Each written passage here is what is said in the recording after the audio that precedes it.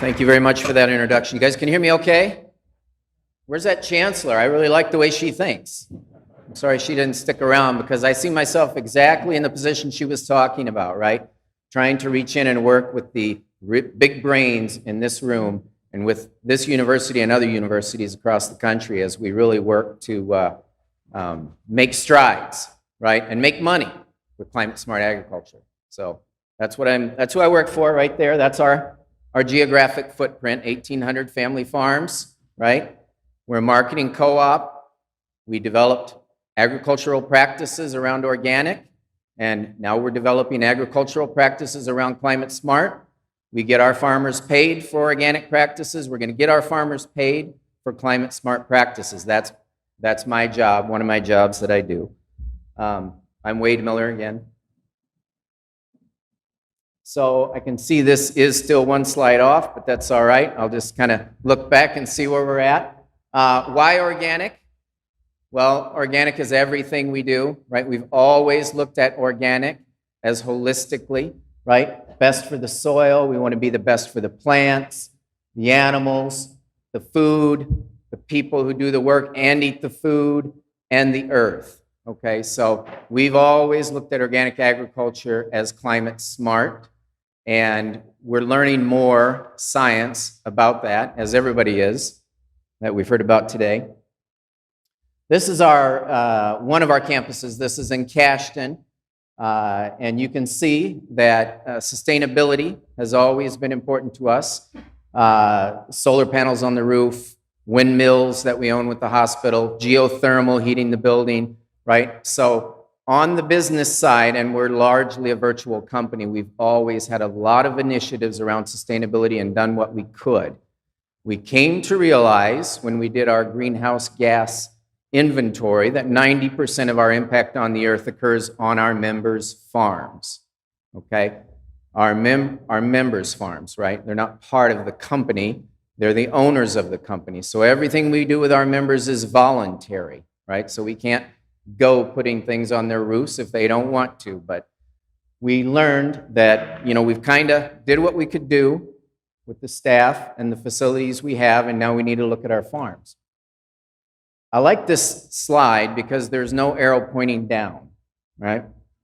We came to the university, this university, to do a life cycle assessment of our milk to determine, someone was talking about the carbon footprint of milk. We wanted to know, what is the carbon footprint of our milk? We put together a committee. Everything I do runs by farmer committee. I've got a pasture committee, I've got an animal welfare committee, I've got a climate committee. Our carbon committee looked at that work that the university was getting ready to publish, and they said it's incomplete. You can't go with that. There's no carbon sequestration. I know when I started organic farming, my organic matter was 2%, and now it's 6%. I know we're sequestering carbon, right? So we need to get that in there. So we went to New Zealand, and it turns out they had some science around pasture. We don't have much science around pasture in the U.S. dairy industry. It's really not in play in the U.S. dairy industry. We brought that New Zealand science back, showed it to the scientists here, and they said, yeah, it's good science. We can use that. So we have the first LCA that includes carbon sequestration. And lo and behold, carbon sequestration was part of it. It was about a 15% reduction in our footprint. But we found out from that science that we are the low-carbon dairy in America. Okay? Only New Zealand runs with us. New Zealand is heavily grass-based. It's really about sequestration. It's about pasture excellence. It's about feed self-sufficiency. We have a lot of small farms that raise their own feed, right? If you think about the dairy industry. And it's about, what is the third one here? I can't remember. I'll think of it. But we found out what were some of the keys that gave us our low carbon footprint. Now with that information, we pulled together the carbon committee and we said, what do we want to do with that? This looks kind of similar to the U.S. dairy industry goals, right? We found out we're already below average with our carbon impacts. We determined we wanted to go carbon neutral by 2050, and then we wanted some intermediary steps, a 15% reduction by 2030. Now, we brought that out, and our marketing people said it's not very exciting. A lot of people have better goals than that. Some of our customers who depend on our milk for 90% of their milk supply have more aggressive goals than that. The thing is, they don't have a plan of how to meet those goals, right? Our farmers said, we're not going to put something out there for marketing. We're farmers. If we're going to have to change the way we farm, we're going to make sure it's doable, right? Because in our plan, we're not buying credits from somebody else doing something in South America. Our plan is to change the way we farm, okay? And our farmers understood that, and they said, we're going to have a real goal, and we're going to have a real plan, and we're going to meet it. I was here, well, does anybody recognize that? Has anybody seen that? When I started out, I forgot to tell you, I was going to tell you why you should listen to me. Paul told me I should tell you guys why you should listen to me. Even though I don't have a big brain like most people that have been talking, the reason I was going to tell you is that carbon is the international currency of the future. And if you aren't focused on that, you're behind. Carbon is the international currency of the future, and if you're not focused on that, you're behind the game. You heard the California guy. He's focused on that. Now, but if we're going to talk dairy here, I thought of something that would work better, resonate a little bit better after I saw this sign a few months ago on this campus. So you can read that, right? This is all about Babcock coming up with the fat test. Before him, what we were buying and selling milk, I guess, we haven't bought and sold milk in a long time. We talked all about components earlier. We're buying fat, we're buying solids, we're buying protein, right? That's what we're buying and selling. And we're going to be buying and selling carbon. In fact, we are buying and selling carbon right now. Carbon is the component of the present, right? Carbon is the new component. Everything is going to have that component across all industries and heavily, heavily in agriculture, and it's alive and well in milk right now.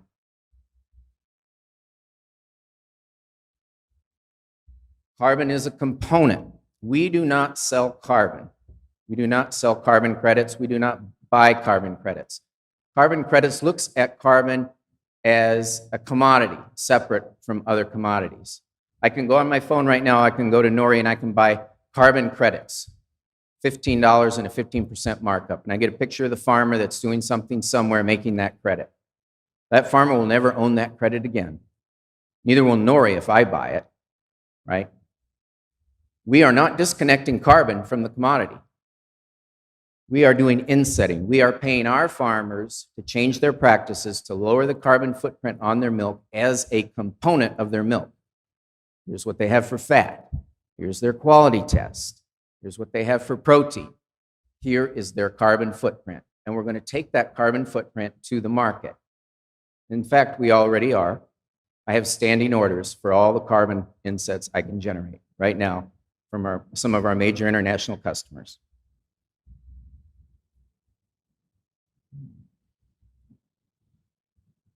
So here are the 3 steps for carbon insetting. And here's where I have a challenge for the university, because we need a lot of science around this to make this all work, right? We're buying and selling something right now based on what I would consider incomplete science, a lot of unproven stuff. It's a little shaky. We need the university to really be working on farm technical assistance, practice planning and design. We need them to really be helping our validators with measuring tools and so on and so forth, so that we all know really what we're dealing with. I'm sure that, well, I don't know. I don't know anything about the Babcock test. Maybe it was perfect when it came out of the gates, but I can tell you milk quality sure wasn't. We need to keep working on these tools, these measurements, this science, so that this industry can be strong. So, benefits for the farmers. I said I work for the farmer, right? The thing I want to mention on this slide is that most of the way down, carbon co-benefits. Soil health, water quality, quantity biodiversity, climate resiliency, and long-term profitability, okay? Those are things that can be enhanced. Those are things that come along with practices that are climate smart, and our farmers have been doing a lot of those and working towards a lot of those for years. Carbon is just the point of the spear, okay? It's just another thing we can measure that's become the point of the spear that people are really starting to value. It's always been there. The fat was there before Babcock measured it. Milk quality was there before that got measured. It was all there. This is just nature.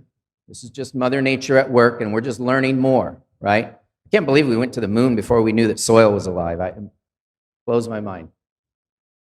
So we got a grant. Paul said I should tell you what we're going to spend the money on.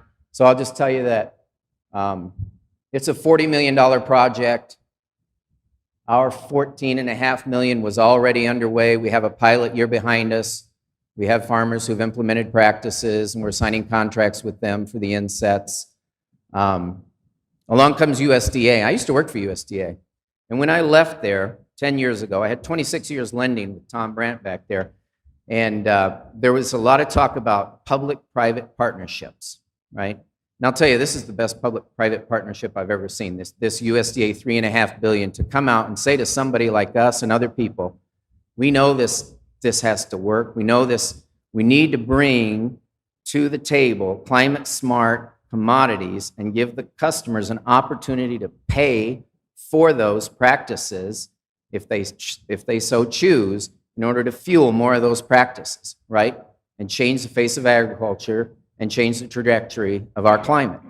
So we added this $25 million. About $15 million is going to go directly into our farmers' pockets for the practices. There's a $2.5 million chunk of that that's coming from our customers, and that's the chunk we're going to grow, okay? So we're going to grow that. So there's no end to the money that can go into our farmers' pockets for doing these practices. These are the buckets of practices that were, the top one there are things we rolled out in 2023, or 2020, well, we rolled them out actually last year in 2022. It says 2023 there. In 2024, I guess, is when we're going to roll out the others. Manure management, and in each of these buckets, there are 4, 5, 6 different practices. There's manure management, solar energy, and agroforestry. So those are the ones where we've already activated. We've got farmers doing practices. We're going to develop compost application, grazing enhancements, cropland improvements. All of this requires modeling of what the carbon impacts are going to be so that I can pay the farmer for those expected impacts, and then I can bring measuring tools to verify those impacts and get that carbon validated, and then I can share that validated inset with my customer, take that money, put it back in the fund, and keep building it, right? Enteric feed supplementation, you heard some talk about that. We're doing 2 studies with 2 different universities, one on the Agilent and one on a seaweed product, just to see how they operate in our high forage systems and how they affect cattle and so on and so forth. And those also need to be economically viable. So we've got folks that are ramping up their production of those and looking for markets, and so we want to be on the leading edge of that science. That's my last slide. I don't know if I got you back on track or ahead of schedule, but thank you very much.